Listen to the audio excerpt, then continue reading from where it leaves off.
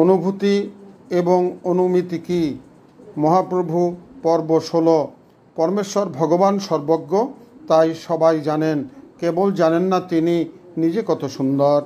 ভগবান গীতায় অর্জুনকে বলিয়াছেন কত কথা, বলেন নাই কেবল নিজ মাধুর্যের বার্তা, বলেন নাই তাহার স্বরূপে কত আনন্দের ঘনতা, তাহার রূপে কত প্রীতির মাধুরতা, তাহার বংশীতে কত মর্মস্পর্শী মাদকতা, তাহার প্রেমের কত প্রাণ মাতান উদ্বেলতা। বলেন নাই, বলতে পারেন নাই, তাহার অনুভূতি নাই, অনুমিতি আছে তাই বলতে পারেন নাই।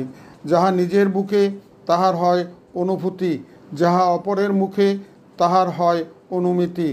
আমার হৃদয়ের সন্তাপ আমার আমার অনুভূতি, তোমার হৃদয়ের সন্তাপ আমার অনুমিতি। তোমার আর্তনাদ্র ভেতুর মাধ্যমে সুসিদ্ধ শ্রী ভগবানের নিরুপম সৌন্দর্যের কথা, অনির্বচনীয় মাধুর্যের কথা, অসমর্থ লীলাতত্ত্ব গাথা, তদ্দীয় বিষয় অনুভূতি আছে একমাত্র ভক্তজনের। সর্বাধিক সর্বশ্রেষ্ঠ ভক্ত ব্রজজনেরা সর্বাতিশয়ী রূপে আছে ব্রজেশ্বরী শ্রী রাধা ঠাকুরানী। শ্রী রাধার সঙ্গে এই অনুভূতি ছাড়া আর উপায় নাই উহা ভোগ করিবার। এই সহানুভূতি পাইবার জন্যই গোবিন্দ আসিলেন নদিয়ায় শ্রী রাধা ঠাকুরানীর মহতী ভূমিকায়। জয় রাধে, জয় রাধে, জয় রাধে।